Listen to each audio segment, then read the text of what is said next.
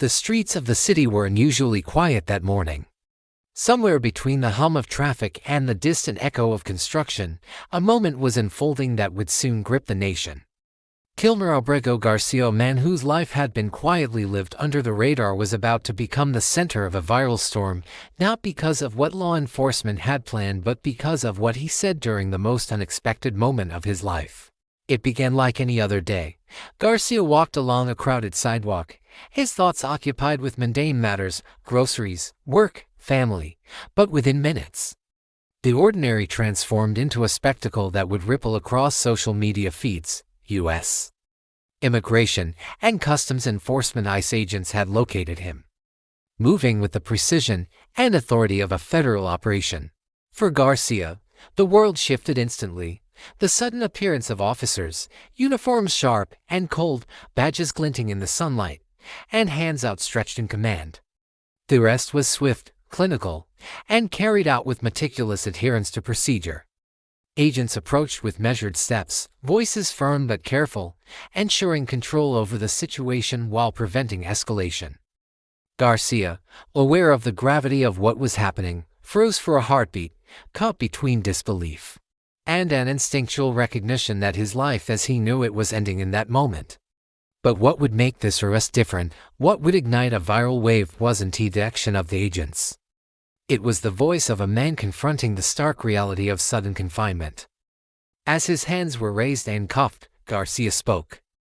His words, audible in the video that would soon circulate widely, were a mixture of fear, defiance, and a quiet, human plea that resonated with viewers around the country.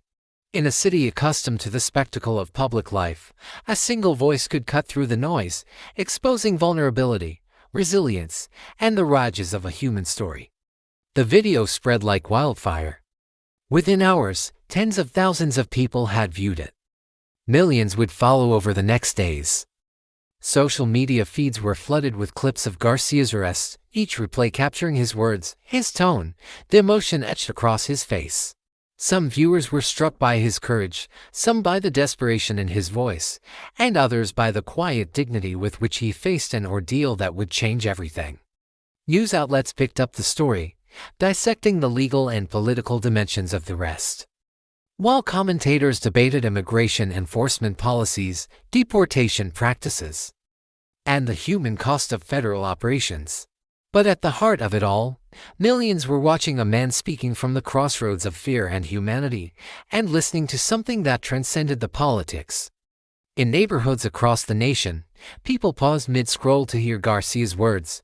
Families, workers, students, and even those otherwise disconnected from immigration issues were touched by the vulnerability captured on camera.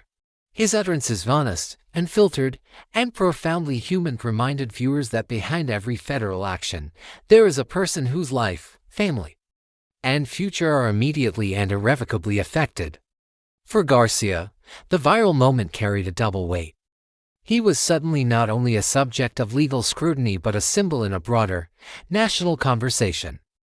Comments poured in from people expressing solidarity, outrage, or curiosity. Advocates for immigrant rights highlighted the video as an example of the personal stakes at play in enforcement actions. Critics debated the procedural correctness and the wider implications for law enforcement. Yet across these discussions, the human voice of Garcia remained central, a touchstone for viewers trying to reconcile legality with empathy.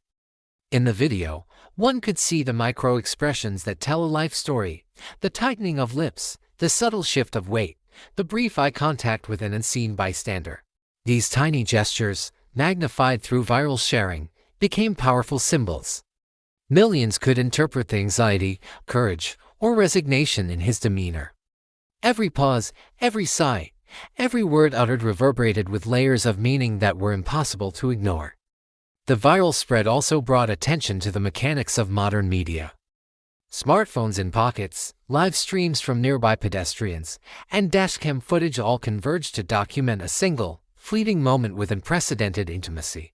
And like decades past, when such moments were confined to official reports or fleeting news segments, the digital age amplified Garcia's voice and his experience to a global audience, turning a local arrest into a shared cultural moment. For the ICE agents involved, the public scrutiny added another layer of intensity. Their actions, already under procedural rules, were now evaluated in the court of public opinion. Every movement captured by the camera, every word that Garcia spoke, every frame that circulated online became a subject of national conversation. Social media amplified nuance, misinterpretation, and analysis alike, underscoring the complex dynamics between law enforcement and public perception. Meanwhile, Garcia's own story was no longer just about legal proceedings. It became a lens through which the broader population could glimpse the human side of immigration enforcement. Stories began to surface about his family, neighbors who knew him, and friends who spoke of his character before the arrest. He was no longer just a subject of federal law, he was a man with connections, responsibilities, and dreams, a person rendered human in the glare of virality. Across the United States, commentators, social scientists, and journalists highlighted the emotional resonance of the video.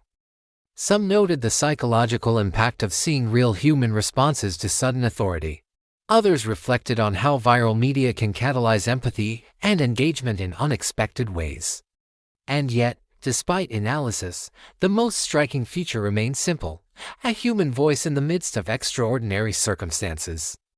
As the video continued to circulate, debates emerged about privacy, consent, and ethics. Should a moment like this, recorded on the street, reach millions without control? Could the virality of a single person's utterances impact their legal situation, their family, their mental well-being? These questions lingered, framing the rest within larger conversations about the power and responsibility of modern digital media. But for the millions who watched, the effect was immediate and visceral. Garcia's words, a mixture of fear, defiance, and quiet humanity, cut through political divides, media bias, and the constant noise of daily life. Viewers were reminded that every news story, every viral clip, is first and foremost about people.